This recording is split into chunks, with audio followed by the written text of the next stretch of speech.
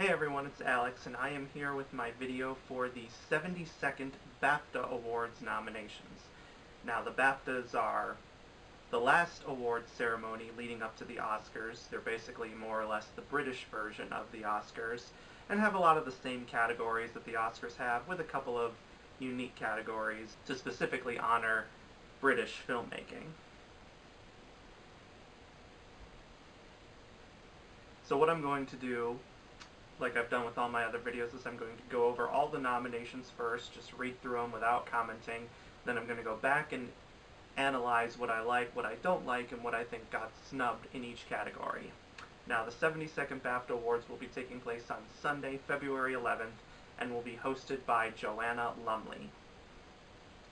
So without further ado, here are the nominations for the 72nd BAFTA Awards. Best Art Direction: Fantastic Beasts: The Crimes of Grindelwald. Production design by Stuart Craig. Set decoration by Anna Pinnock. The Favorite. Production design by Fiona Crombie. Set decoration by Alice Felton. First Man. Production design by Nathan Crowley. Set decoration by Kathy Lucas. Mary Poppins Returns. Production design by John Meyer. Set decoration by Gordon Sim. Roma. Production designed by Eugenio Caballero. Set decoration by Barbara Enriquez. Best Cinematography: Newton Thomas Siegel, Bohemian Rhapsody. Lukasz Zal, Cold War. Robbie Ryan, The Favorite. Linus Sandgren, First Man. Alfonso Cuarón, Roma. Best Costume Design: Mary Zophres, The Ballad of Buster Scruggs. Julian Day, Bohemian Rhapsody. Sandy Powell, The Favorite. Sandy Powell, Mary Poppins Returns.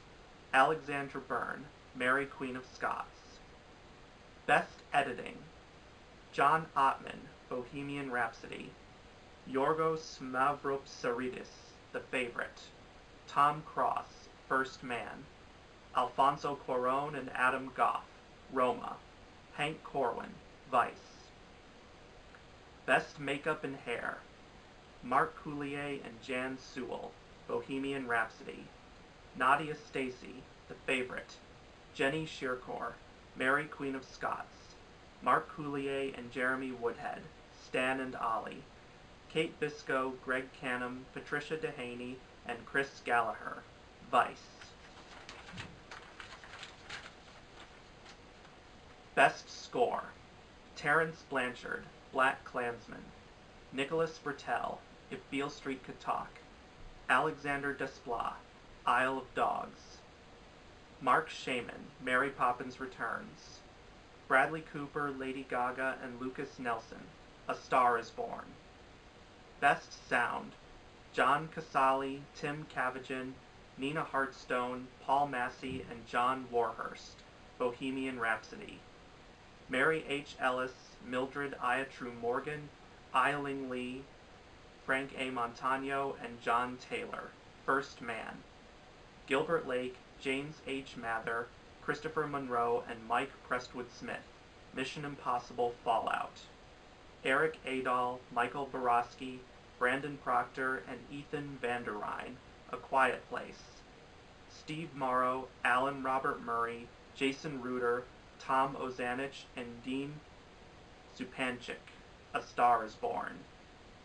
Best Visual Effects: Dan DeLue, Russell Earl, Kelly Port, and Dan Sudik, Avengers: Infinity War. Jeffrey Bowman, Jesse James Chisholm, Craig Hammack, and Dan Sudik, Black Panther. Tim Burke, Andy Kind, Christian Mance, and David Watkins, Fantastic Beasts: The Crimes of Grindelwald. Ian Hunter, Paul Lambert, Tristan Miles, and J.D. Schwalm, First Man. Matthew E. Butler, Grady Kofer, Roger Guyot, and David Shirk, Ready Player One. Best Animated Short Film: I'm Okay, Elizabeth Hobbs, Abigail Addison, and Jelena Popovich. Marfa, Greg McLeod and Miles McLeod. Rough House, Jonathan Hodgson and Richard Vandenboom.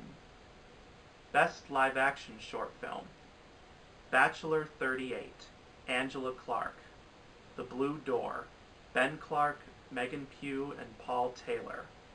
The Field, Sandhya Suri, Thomas Biddagain, and Balthazar de Ganai. 73 Cows, Alex Lockwood. Whale, Barnaby Blackburn, Sophie Alexander, Catherine Slater, and Edward Spielers. Best Documentary Film, Free Solo, Elizabeth Chai, Vasar Helyi, and Jimmy Chin. McQueen, Ian Bonhote and Peter Edigui. RBG, Julie Cohen and Betsy West. They Shall Not Grow Old, Peter Jackson. Three Identical Strangers, Tim Wardle, Grace Hughes Hallett, and Becky Reed. Best Foreign Language Film, Capernaum from Lebanon, directed by Nadine Labaki. Cold War from Poland, directed by Paweł Polakowski. Dogman from Italy, directed by Matteo Garrone. Roma from Mexico, directed by Alfonso Cuarón. Shoplifters from Japan, directed by Hirokazu Koreeda. Best Animated Film, Incredibles 2, Brad Bird and John Walker. Isle of Dogs, Wes Anderson and Jeremy Dawson. Spider-Man Into the Spider-Verse, Bob Paraschetti, Peter Ramsey, Rodney Rothman, and Phil Lord. Outstanding British Film, Beast, Bohemian Rhapsody, The Favorite, McQueen, Stan and Ollie, You Were Never Really Here. Outstanding Debut by a British Writer, Director, or Producer, Apostasy, Daniel Kokotalyo. Beast, Michael Pearce and Lauren Dark. A Cambodian Spring, Chris Kelly. Peely, Leanne Wellham and Sophie Harmon. Ray and Liz, Richard Billingham and Jackie Davies. Best Original Screenplay, Janusz Glowacki and Paweł Polakowski, Cold War. Deborah Davis and Tony McNamara, The Favorite. Brian Curry, Peter Farrelly, and Nick Vallelonga, Green Book. Alfonso Cuarón, Roma. Adam McKay, Vice. Best Adapted Screenplay, Spike Lee, David Rabinowitz, Charlie Wachtel, and Kevin Wilmot, Black Klansman, based on the book by Ron Stallworth. Nicole Holofcener and Jeff Whitty, Can You Ever Forgive Me, based on the book by Lee Israel. Josh Singer, First Man, based on the book by James R. Hansen. Barry Jenkins, If Beale Street Could Talk, based on the novel by James Baldwin. Bradley Cooper, Will Fetters, and Eric Roth, A Star is Born, based on the 1937 screenplay by William A. Wellman and Robert Carson, the 1954 screenplay by Moss Hart, and the 1976 screenplay by John Gregory Dunn, Joan Didion, and Frank Pearson. Rising Star Award. Now this is the only award voted on through public polling rather than by the BAFTA voters. Jessie Buckley, Cynthia Erivo, Barry Cogan, Lakeith Stanfield, Letitia Wright. Best Supporting Actor, Mahershala Ali, Green Book. Timothy Chalamet, Beautiful Boy. Adam Driver, Black Klansman. Richard E. Grant, Can You Ever Forgive Me? Sam Rockwell, Vice. Best Supporting Actress, Amy Adams, Vice. Claire Foy, First Man. Margot Robbie, Mary Queen of Scots. Emma Stone, The Favorite. Rachel Weisz, The Favorite. Best Actor, Christian Bale, Vice. Steve Coogan, Stan and Ollie. Bradley Cooper, A Star is Born. Rami Malek, Bohemian Rhapsody. Viggo Mortensen, Green Book. Best Actress, Glenn Close, The Wife. Olivia Colman, The Favorite. Viola Davis, Widows. Lady Gaga, A Star is Born. Melissa McCarthy, Can You Ever Forgive Me? Best Director, Spike Lee, Black Klansman. Powell Polakowski, Cold War. Yorgos Lanthimos, The Favorite. Alfonso Cuarón, Roma. Bradley Cooper, A Star is Born. And finally, Best Picture. Unlike the Oscars, the BAFTAs still only stick to 5 nominees, and I'll talk more about that later. But the nominees are Black Klansman, Jason Blum, Spike Lee, Raymond Mansfield, Sean McKittrick, and Jordan Peele, producers. The Favorite, Stacey Dempsey, Ed Guiney, Yorgos Lanthimos, and Lee Majide, producers. Green Book, Jim Burke, Brian Curry, Peter Farrelly, Nick Vallelonga, and Charles B. Wessler, producers. Roma, Alfonso Cuarón and Gabriela Rodriguez, producers. A Star is Born, Bradley Cooper, Bill Gerber, and Lynette Howell-Taylor, producers. And as for special awards, the BAFTA Fellowship Award will be given to Thelma Schoonmaker, who is a legendary and extraordinary film editor, frequently works with Martin Scorsese, and has edited pretty much all of his films since Raging Bull, and she's widely considered one of the greatest film editors of all time, and I think she absolutely is up there with the best of the best.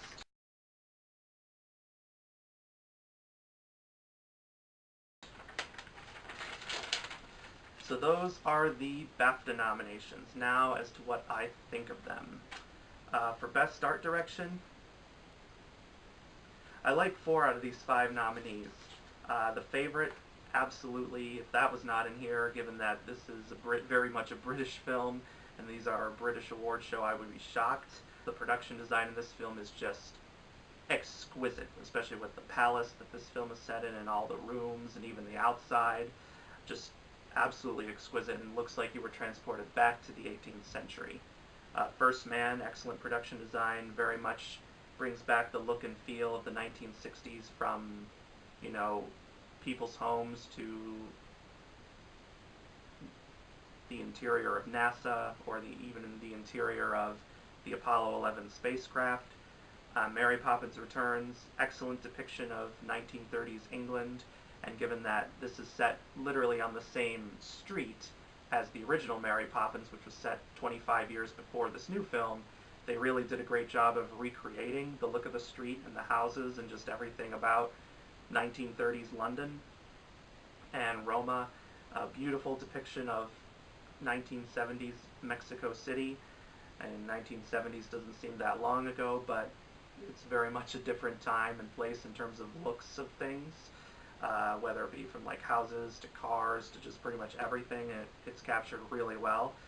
Fantastic Beasts: The Crimes of Grindelwald, its production design was still very impressive, and I personally liked that film, although I would say it's the weakest Harry Potter universe film to date so far, but I don't think it's as bad as everyone says it is. And while the production design was impressive, there were a couple of other films that I thought might have been a little more worthy of a nomination here, particularly Bad Times at the El Royale, with its depiction of a late 1960s hotel, and everything that goes along with it. That production design was just fantastic in every way. Roma in the 1970s, there's another 1970s film which would have been great here, and that's Black Klansman. They really recreated the look of the 1970s really well, in my opinion, from police stations to people's houses to just the overall feel of Colorado Springs. It really came back to life, I thought. Same thing with If Beale Street Could Talk, which is also set in the 1970s, only that one is set in Harlem. But again, they really recreated the look of the 1970s very well. For Best Cinematography, Bohemian Rhapsody, pretty decent cinematography, but the Live Aid sequence is where it really shines, and I think that's probably the main reason why that's on here. Cold War, haven't seen it, although I'll probably be watching it once I've finished making this video, because it finally came to theaters in my area. The Favorite, absolutely gorgeous cinematography, especially with what looks like a lot of natural light shots, where there's a lot of scenes both set in the day and during the night, where it seems the only source of light is either from the sunlight outside the windows, or in the night scenes, the candlelight. If they did indeed use just all natural lighting, it looks magnificent. And of course, it's not the only film to do that. Stanley Kubrick famously did that with Barry Lyndon, and that film won an Oscar for its cinematography, and so did The Revenant, which used as much natural light as possible. That also won the Oscar for its cinematography. And well, the favorite I don't think will win the BAFTA or the Oscar, because there's another film coming up which seems like a lock, but it's at least worthy of the nomination. First Man, yes, absolutely, that deserves to be on here. Space movies always have a lot of great cinematography, and this is no exception. And then Roma. If Roma was not on here, I would be just dumbfounded, because the cinematography in this film is magnificent. I mean, this is some of the best black and white cinematography I've ever seen. And the fact that Alfonso Cuarón himself did this cinematography, in addition to writing, directing, editing, producing, I mean, wow. It's like he's been a cinematographer for 20 years. He had to do the cinematography himself because his primary cinematographer, Emmanuel Lubezki, wasn't able to do it because of, I believe, of scheduling conflicts. But clearly the two of them have very similar ideas about cinematography, otherwise they wouldn't be working together on so many films. And clearly Alfonso Cuarón wanted to make the film like Emmanuel Lubezki probably would, and it just looks absolutely magnificent. Even in like the small, quiet, intimate moments, the cinematography is literally just like blooming in front of you. I don't know if blooming is a word I can use to describe cinematography, but that's the first thing that came to my mind. As for snubs, I think A Star is Born should have gotten a nomination in here over Bohemian Rhapsody, because they have to utilize the filming of concerts more frequently than Bohemian Rhapsody does, and plus just the smaller intimate moments also really shine. If Beale Street Could Talk also deserved a nomination here, because that film's cinematography almost is a character in the movie itself, especially with the way they utilize close-up shots and these very bold, bright colors. And also At Eternity's Gate, that film's cinematography literally is a character, particularly in the way it depicts Vincent van Gogh's battles with depression. And it shows him becoming more mentally ill. The cinematography becomes blurry and the camera starts shaking. Normally that kind of thing would annoy me, but here it's clearly being done to showcase him losing touch with reality, and it's very haunting to watch. And also, even when the cinematography is very pristine and clear, it just looks absolutely beautiful, especially when Vincent van Gogh goes out into fields or meadows or forests or whatever part of the French countryside to do his paintings. And the fact that it was directed by an actual painter, Julian Schnabel, he clearly knew what kind of shots he wanted, and the cinematographer, Benoit Delhomme, who's never really been nominated for any major awards before, that I think just deserved more recognition. Best Costume Design. The Ballad of Buster Scruggs. Alright, I'll give it that. It wasn't my favorite Coen Brothers film. It's still very good, but I do think kind of the loose six different stories narrative didn't gel together as well as they wanted. But the costume design in this film was absolutely spectacular. We don't really see a lot of Western films anymore, and these costumes looked as magnificent as any old Western movies' costumes. Bohemian Rhapsody, good, but I wouldn't necessarily put it here. I mean, yes, Freddie Mercury certainly had a lot of flamboyant outfits that he famously wore on stage, but we don't really see him showcased all that long. And so as a result, I personally would have wanted to see Crazy Rich Asians nominated here, because even though that film is set in the modern day, and we don't see a lot of modern day films get costume design nominations, I think it still would have been worthy of one, because a good chunk of the film has characters at high society parties and social events, and then of course there's the big wedding scene, and so we see like a lot of high-end fashion on display, and getting all those kinds of costumes together for one movie is never an easy job. So I think that deserved a little recognition. But the other three nominees, I have no problem with. The Favorite, of course, that was going to be in here. Mary Poppins Returns, of course, that would be in here. Mary Queen of Scots, of course. They all do an amazing job of capturing their respective time periods. Oh, and I also forgot to give a shout out to Black Panther. Finally watched that recently, just because it's been getting so much awards love, especially at the Oscars. Maybe not like all the big awards, but it got 7 nominations there, which and making it the most nominated comic book film since The Dark Knight.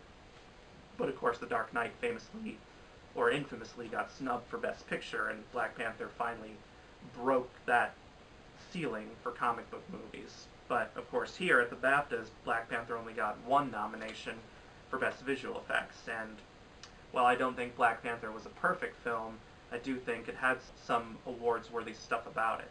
Like, for instance, the costume design is certainly very different from what we see in this category, because most films don't, there aren't many films we see, especially mainstream films, that feature a lot of African-inspired costumes, but this one obviously does have them, and they're very excellent in my opinion. And I think that would have been a little more worthy of recognition than Bohemian Rhapsody, just because the costumes are on display for so much of the movie, and they're really such a centerpiece to the movie in terms of displaying the Wakandan culture. I know obviously Wakanda isn't a real nation in Africa, but clearly Ruth Carter, the film's costume designer, took a lot of inspiration from several African nations and tribes for her designs for the movie, and a lot of people have praised the costumes as a result of that. And I also forgot to mention Black Panther and production design. The production design for that movie also was spectacular, especially with the look of Wakanda. I thought that looked really well. I don't know how much of it was real and how much of it was CGI. I assume a bunch of it was real, because if it was primarily CGI, I don't think it would have been nominated. But however much of it was real, it looked spectacular. Alright, now on to Best Editing. Bohemian Rhapsody, its editing was good, but I wouldn't say great. I recognize that John Ottman had to do a lot of work to save the film, following the firing of Bryan Singer near the film's end. And the editing wasn't bad, but there wasn't really anything special or awards-worthy about it.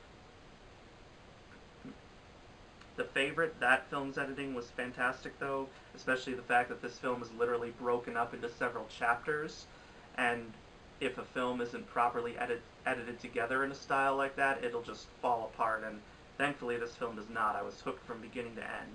First Man, yes, I'm so glad that film is nominated here.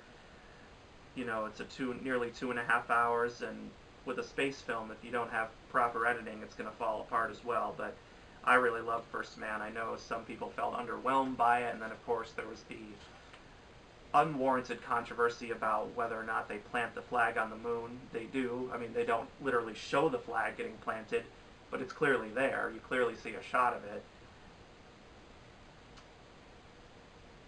But I really loved the film a lot. Roma, absolutely, that deserved a nomination. I'm so glad it's here. You know, with The Favorite, it's another slow-paced film. Maybe even a little more slow-paced than The Favorite, but I was never bored. I was mesmerized from beginning to end. And then Vice.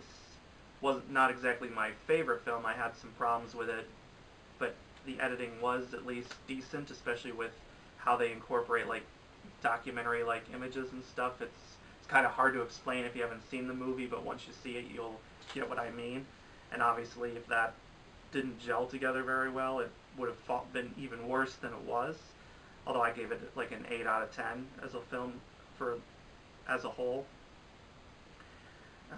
So we got some pretty decent nominees here, but there are a couple I think that are more worthy of, say, like Bohemian Rhapsody.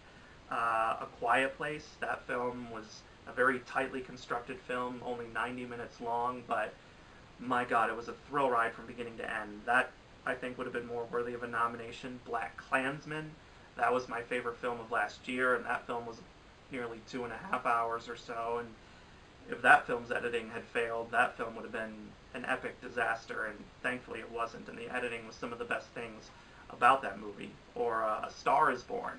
You know, they had to edit the concert sequences and then everything in between, and then, you know, it just looked magnificent from the way it was edited, so that should have been recognized.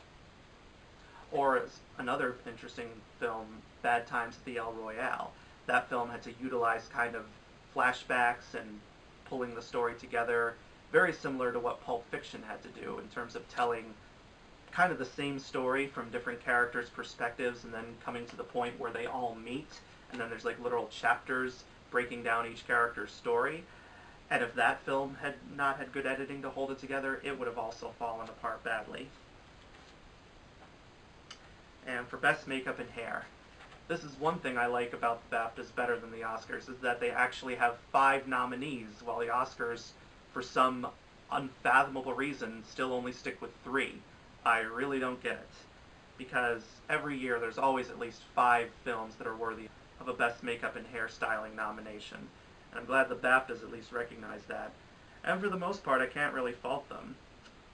Bohemian Rhapsody, alright, I'll give it that. They did have to create the wigs and stuff for the band members, you know, during the 70s and 80s, because obviously they don't have long hair in real life.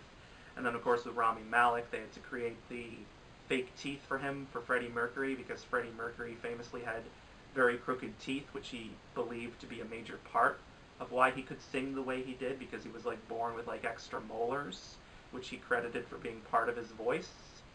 The Favorite, absolutely. I'm still upset that it wasn't in the semi-finalist list at the Oscars, because even if there's not like a lot of prosthetics and things like that, which are common for this category, they still obviously had to create the kind of period era makeup that like the royalty would wear. And of course you had the wigs for the royalty, especially like the very obvious wigs worn by people like Nicholas Hoult.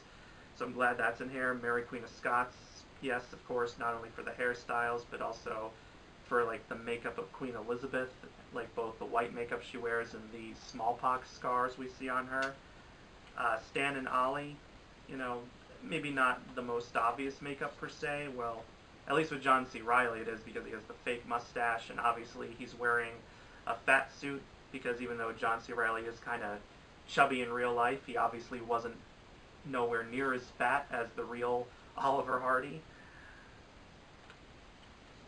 And then, of course, the obvious one, if you didn't have this in here, this would be just a disaster. Vice. If Vice wasn't in here, you'd be like, it'd be as shocking as, say, Ben Affleck's Best Director snub for Argo at the Oscars a couple of years ago.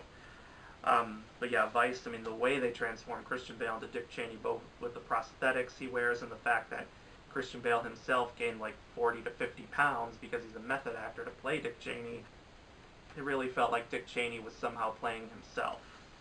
As for snubs, having seen Black Panther, I would argue that yes, it would have been worthy of a nomination in this category, as well as Suspiria. I mean, Suspiria, you know, the makeup in there with turning Tilda Swinton into an elderly man, even though I knew it was her because she revealed it in interviews before the movie came out, still I had to really kind of pinch myself as I was watching it to say, that's really her? I mean, just wow.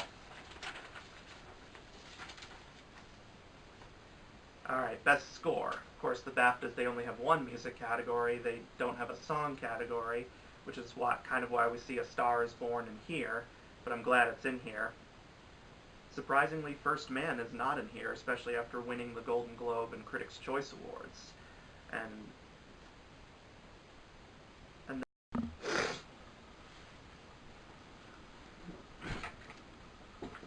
that score was done by Justin Hurwitz, who also did the score for La La Land, and even if that film's score isn't as good as La La Land, it would have been worthy of a nomination here. But all the others, at least, BlacKkKlansman, great score. If Beale Street Could Talk, fantastic score. I think it's the best film score of 2018. Isle of Dogs, love it. That film score is like a character unto itself in the movie, and Alexander Desplat is my second favorite film composer of all time, only behind John Williams.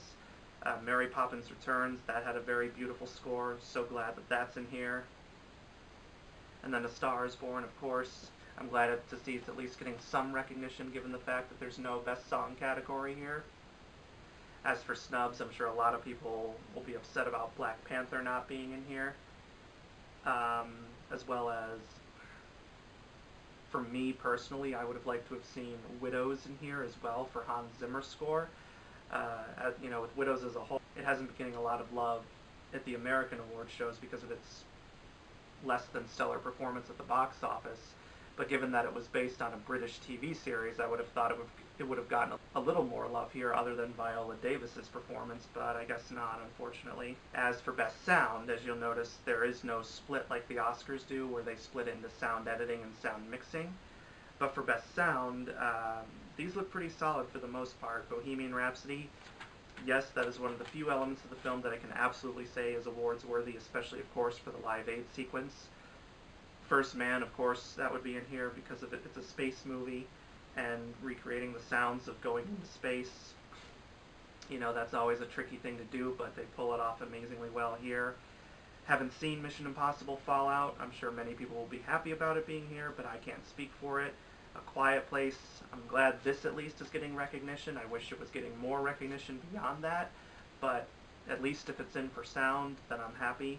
If it weren't, then oh boy. Because, you know, having to create whole new sounds for these aliens that kill anybody that makes a single sound, and having to create a lot of tension when there is literally no sound at all, that's not easy to pull off, and I'm so glad these people are getting recognized. And then A Star is Born, of course, that would be in here. Music films always get nominated here, and rightfully so. The sound in this movie, especially at the concerts, just amazing. Pretty solid, but the big snub in my opinion here is, at least we'll see that the Oscars have recognized it when we get to that, is Roma.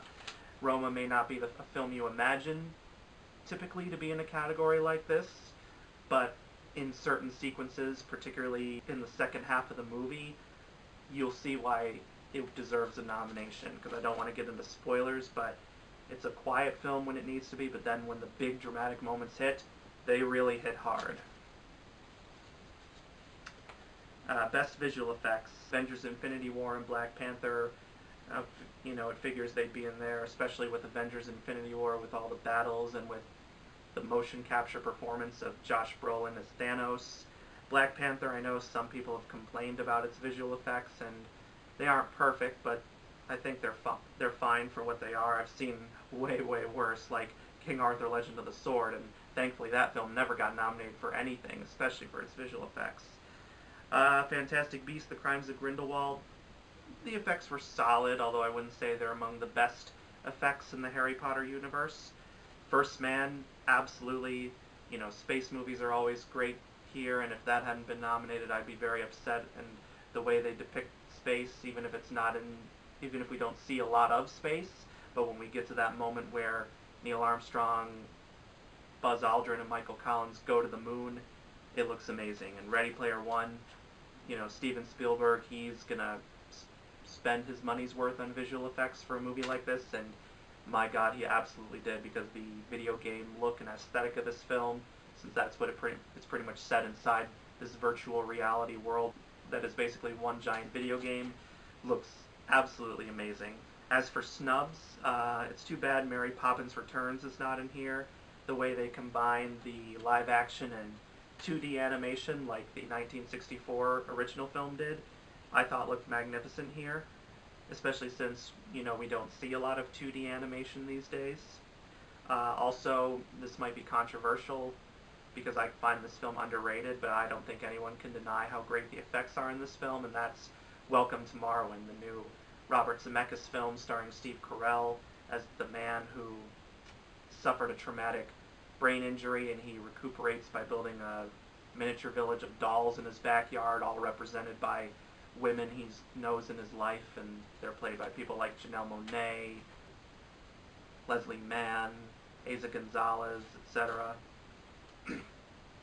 A lot of people have not really liked that film, and it's been a massive box office bomb, but while it is flawed and one of Robert Zemeckis' weaker films, I still enjoyed it. I thought the performances and especially the visual effects were great, because Robert Zemeckis, even if his films aren't always the greatest as they could be, he'll never disappoint with visual effects, in my opinion. Whether it's Back to the Future, Death Becomes Her, Forrest Gump, you know, Who Framed Roger Rabbit, he always knows how to make great visual effects. For Best Animated and Live Action Short Films, not going to say anything about those because I haven't seen them. Although with Best Animated Short Film, I'm surprised the Pixar short Bao is not nominated on there. That was the short that played in front of Incredibles 2. But I honestly can't think of the last time, since I've been paying attention to the BAFTAs, the last time that I saw a Pixar short nominated here, because I think this is where they tend to focus mainly on British short films. I don't know if that's their main policy. Now for Best Documentary Film, so there's no short documentary category like there is at the Oscars. Some of these look pretty good. Free Solo, which I finally saw in theaters, that was really good. You know, maybe not the greatest documentary ever, because it is mainly just about how this guy, Alex Honnold, climbs El Capitan free solo without protective gear. So there's not really like a lot of insight into him as a person. Well, there is a little. He talks a little bit about his childhood and why he climbs these mountains, but you know, this isn't meant to be like a deep speculative documentary like, say, RBG or Three Identical Strangers. But it's a good documentary, and the cinematography, particularly with their Mission Impossible style like shots, and the filmmakers themselves have literally made that comparison. They look magnificent, and when you watch it you'll think, how the hell did they pull it off? I haven't seen McQueen, but I know it's about the late fashion designer Alexander McQueen. RBG was a fantastic documentary. It was in my top 15 list of 2018. Very great insight into Ruth Bader Ginsburg, of her life and her work. They Shall Not Grow Old, it finally just got a full wide release in the US.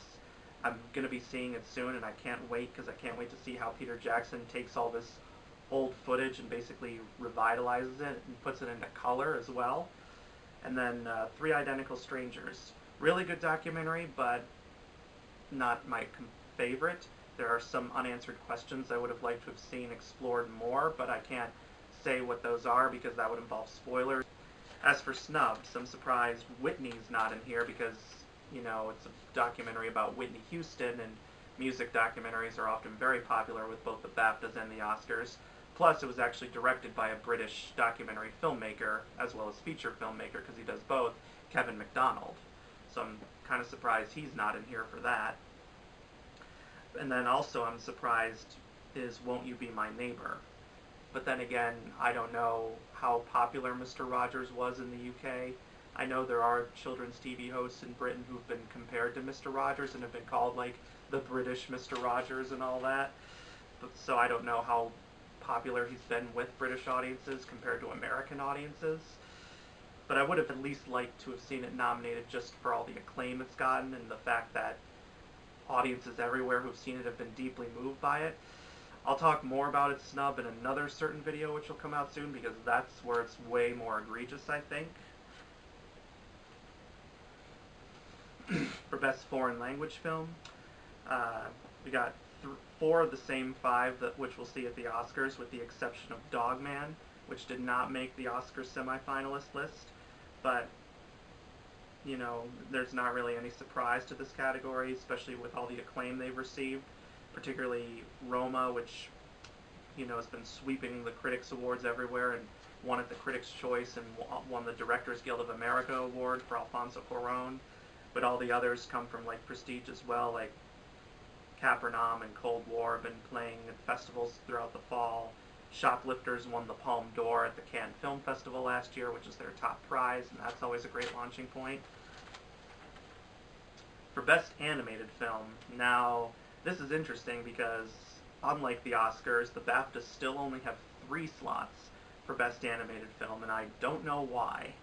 Because they have at least the 3 that everyone wants to see nominated, Incredibles 2, Isle of Dogs, and Spider-Man Into the Spider-Verse. But why not 2 more? Why not, like at all the other award shows, give a 4th and 5th slot to films like Mirai or Ralph Breaks the Internet, or maybe there's some small British animated film that hasn't been released in the US but got some critical acclaim. But the 3 that are on here are very well deserving. And for Outstanding British Film, now this is always an interesting category because to be considered a British film, the film doesn't necessarily have to be set in Great Britain.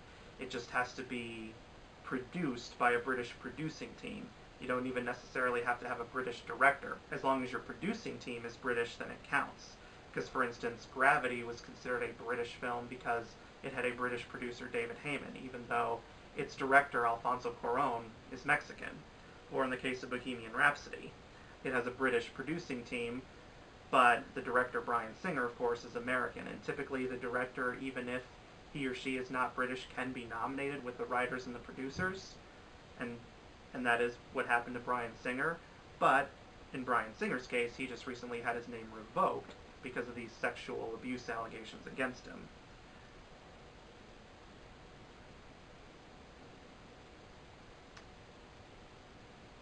And then for Outstanding Debut by a British writer, director, or producer, I haven't seen any of these, so I can't comment. The only one I heard of was Beast.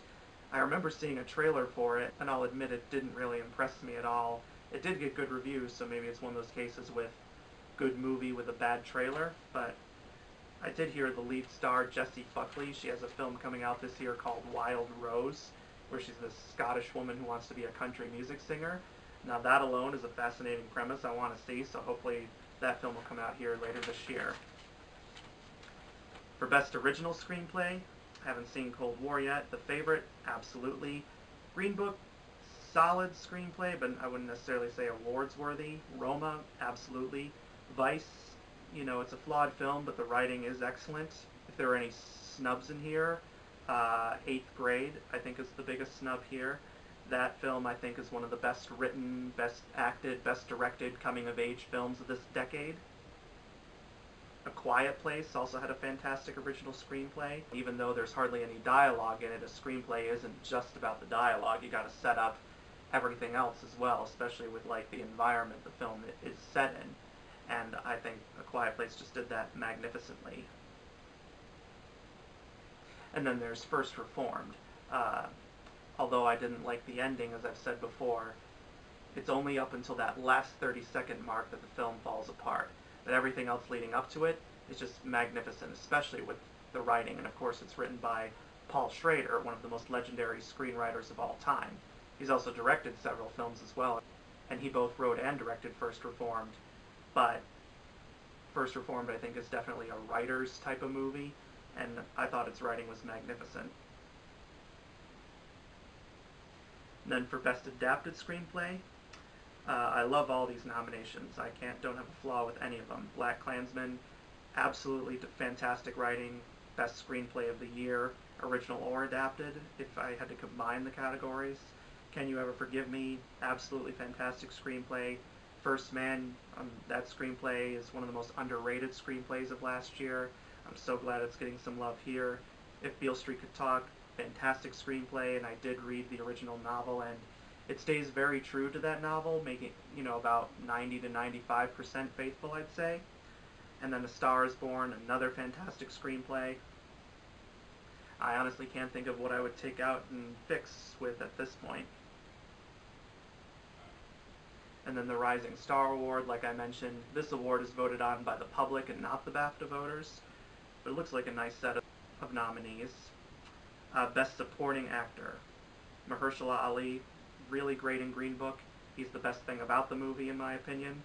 I know there's been the debate of whether or not his performance counts as category fraud, and some thinking he's more of a co-lead rather than supporting, but I think either way it would work because, there's kind of the argument of whose film is it really, and often it's common to put one star in one category and another in another category to avoid vote splitting.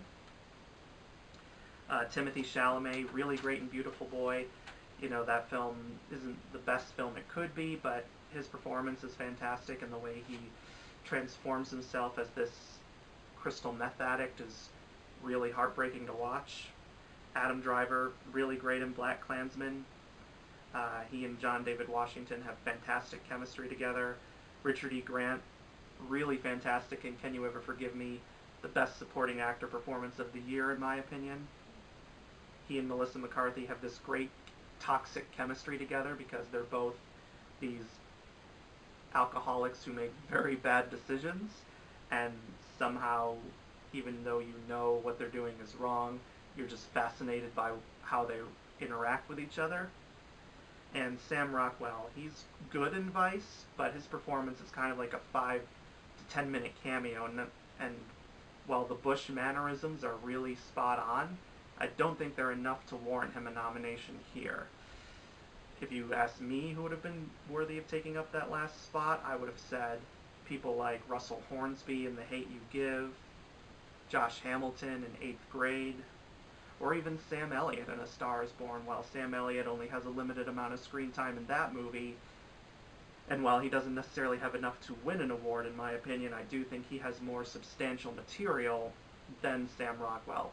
Or if you wanted to nominate somebody from Vice, Steve Carell would have been a much better choice because he has much more screen time and much more of a presence as Donald Rumsfeld. Heck, even Tyler Perry in his small role as Colin Powell had more awards worthiness to him, I thought. Again, I'm not saying Sam Rockwell's bad, but just wasn't enough for him to get a nomination. Heck, even Cedric the Entertainer in First Reformed gave an amazing dramatic performance that I thought would have been worthy of a Best Supporting Actor nomination, and that's something I never thought I'd say because Cedric the Entertainer mostly does comedy, and I didn't think he had this kind of dramatic ability until I saw the film. Best Supporting Actress, this is where things will get interesting. Amy Adams, she's excellent in Vice. I wouldn't say she's good enough to win anything, because I think she's had other better performances, but she is good here. Claire Foy, at first I thought she was just good in First Man, but then she has that dramatic scene near the end where she says, "You tell the boys that you might not be coming home, because I can't do it anymore." That was kind of what sealed it for me. Margot Robbie, she's really good in Mary Queen of Scots. I don't know if it's necessarily fully awards worthy, but it's not a bad performance, because Mary Queen of Scots is a good film, but it kind of dragged on in some places and left me bored, which I don't want to see in a film based on history. But then you have Emma Stone and Rachel Weisz in The Favourite, and they're both amazing, and I'm so glad they're here. I know someone could say they're just as much of a lead as Olivia Colman, but if you put all three of them in the lead category or all three in the supporting category, then you're really going to create a lot of vote splitting. As for snubs, oh boy, we have a big snub, and of course that is Regina King for If Beale Street Could Talk. It was really shocking when she didn't get nominated at the Screen Actors Guild Awards, and I guess maybe not enough people had seen the film at the time, and maybe that was the case of the BAFTA voters. I mean, clearly they saw the film because it got some nominations, but I don't know, what was it about Regina King's performance they didn't like? I really don't get it. I mean, she doesn't do like a lot of dramatic scenery chewing that is common in these performances. I mean, not that that's a bad thing. There are a lot of great dramatic scenery chewing performances. Her performance, though, is a lot more quiet and subtle. But when it gets to the powerful moments, it really becomes powerful. And, you know, and that's not an easy thing to do. It's sometimes harder to do that than to do the scenery chewing performance. But Regina King just pulled it off magnificently, and hopefully she'll at least win over at the Oscars, where yes, she is nominated there, so that's a little spoiler for that, but it's a shame she couldn't be nominated here as well. Same with Millicent Simmons or even Emily Blunt for A Quiet Place. You know, Emily Blunt's been campaigned as a supporting actress for A Quiet Place so that she could also campaign as lead for Mary Poppins Returns, even though some people have argued she's more of a lead in A Quiet Place than supporting. But in my opinion, Millicent Simmons, I think, was the best performance in A Quiet Place, lead or supporting, and I do think supporting would be appropriate for her because she is playing the daughter of the main characters, but her performance was just absolutely magnificent. I wish she'd been getting more recognition outside of like the Best Breakthrough or Best Youth Performance categories at like Critics Awards. Because in my opinion, this truly is a young performance worthy of a full big awards nomination. And also one of the most underrated performances of last year, Cynthia Erivo in Bad Times at the El Royale. Now that film, of course, had a huge ensemble cast with not really a single main character, but she, in my opinion, was the true standout. And when you have a cast made up of John Hamm, Jeff Bridges, Chris Hemsworth, Dakota Johnson, and you're like the unknown who stands out, that is a true accomplishment in of itself. And while Cynthia Erivo may be well known for her Broadway work because she won a Tony for the revival of The Color Purple, you know, she's only just started breaking out into film because last year she also had a role in Widows, and this year she'll be playing Harriet Tubman in a biopic called Harriet, and I hope that is just as incredible. Maybe that will push her through to truly breaking through to mainstream audiences. For Best Actor, pretty solid list for the most part. Christian Bale was amazing in Vice. He truly transformed into Dick Cheney. Stan and Ollie finally came to my area recently, and Steve Coogan was really good in it, although I don't know if I necessarily put him in my top 5 best actors of last year. Bradley Cooper, amazing in A Star is Born, just easily his best performance of his whole career. And Rami Malek, I really loved him as Freddie Mercury in Bohemian Rhapsody. I don't necessarily think he's good enough to win this category, like he's been doing at like the Golden Globes, Screen Actors Guild Awards, but he's at least worthy of the nomination at the very least. Same with Viggo Mortensen. Good performance worthy of the nomination, but not necessarily the win. The 3 big snubs, though, are Ethan Hawke for First Reformed. Man, there's been a huge disparity of the last year because he was pretty much sweeping the Critics' Awards, but barely any recognition from any of the actual awards bodies of, like, film professionals. I know film critics and film professionals don't always have the same taste, but it's really weird when one performance can practically sweep through Critics' Awards and then not get really any major recognition at all, which is bizarre and very disappointing in my opinion, because in my opinion Ethan Hawke did have one of the best male lead performances of last year. Same with Willem Dafoe in At Eternity's Gate, who I personally think did give the best lead performance of last year, because he was truly magnificent as Vincent van Gogh, and even if he might have been too old to play the role in terms of historical accuracy, that didn't bother me as much, because clearly this wasn't necessarily meant to be a full-on biography of Vincent van Gogh, just more on his mental illness struggles and him being a painter, and I thought Willem Dafoe was just absolutely incredible. And then John David Washington, he was really fantastic in BlacKkKlansman. I think with BlacKkKlansman he proves that he is just as talented as his father, and I hope he has a very long, successful career. For Best Actress, very solid list here. Glenn Close, really great in The Wife. Her performance isn't necessarily my favorite of these nominees, but I think her performance in that film was still magnificent on its own. Olivia Colman, really fantastic in The Favorite. So glad Viola Davis is finally getting some awards recognition for Widows, which she has been lacking all season, because she's really deserved some recognition for this. So I'm so glad she's here, although I wish Widows had gotten more nominations here as well, like Best Score, and I forgot to actually mention earlier Best Adapted Screenplay, although I'll admit I don't know what I'd take out to replace one of those nominees with Widows. So, and Lady Gaga, amazing in A Star is Born. Like I've said before, I haven't always been the biggest fan of her music, and her acting choices in the past seem just very gimmicky and playing on her Lady Gaga-ness, I guess you could say. But here, she doesn't use her persona as part of her performance. It's all stripped down and bare, basically, and she's absolutely incredible. And the fact that she was working with a first-time director with Bradley Cooper makes it even more remarkable. And then Melissa McCarthy, amazing in Can You Ever Forgive Me? I think it's the best performance of her whole career. She's doing a lot of the things that awards voters love, like comedian going dramatic, making herself less attractive looking, playing a real person, playing a person with bad morals, those are a lot of things that make awards voters take notice, but it doesn't come across as like an extreme Oscar bait, or I guess awards bait performance in general, because she truly is fantastic. As for snubs, of course there's Emily Blunt for Mary Poppins Returns.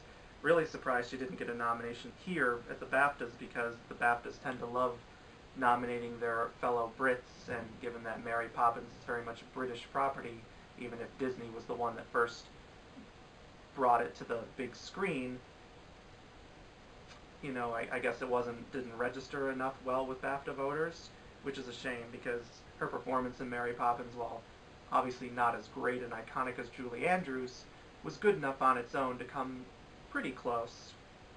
And then, of course, Yalitza Aparicio in Roma. She was really fantastic, especially for someone who's never acted before, but Alfonso Cuarón really brought out an amazing performance in her. And then I'd also want to give a shout out to Elsie Fisher in 8th Grade. That's another young performance that's been worthy of actual huge honors like this, for instance, because she's truly is the heart and soul of that film, and you really sympathize and empathize with her every step of the way.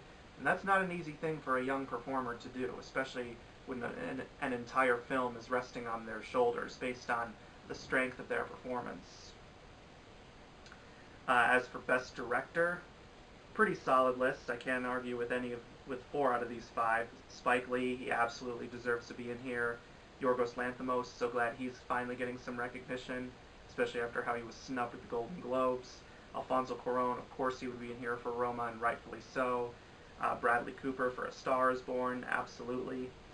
Can't comment yet on Paweł Pawlikowski for Cold War, but as for directors who I feel could have gotten more recognition, there's Barry Jenkins for If Beale Street Could Talk, Damien Chazelle for First Man.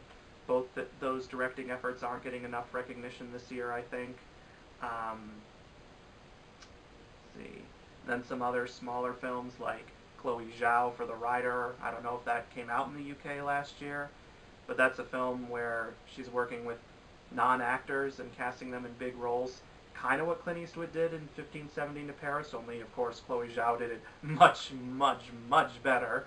But that couldn't have been easy to do, and she, I think, should be getting more recognition for her efforts. Who else? Marielle Heller for Can You Ever Forgive Me? Her direction for that film was fantastic. Oh, and also John Krasinski for A Quiet Place. You know, horror film directing doesn't always get recognition, but, you know, sometimes there's that direction that nobody can overlook, whether it's William Friedkin in The Exorcist, or Jonathan Demme in The Silence of the Lambs, or M. Night Shyamalan for The Sixth Sense. There's just some horror directing once in a while that really pops up and stands out, and John Krasinski, however he pulled it off for A Quiet Place, he really pulled it off, and it's some of the best horror directing I've ever seen, and actually just some of the best directing in general of last year. And then as for Best Picture, out of these 5 nominees, I'm very happy for BlacKkKlansman, obviously, and as well as The Favorite, Roma, A Star is Born. All of these are worthy nominees. Green Book, it's good, but not necessarily great.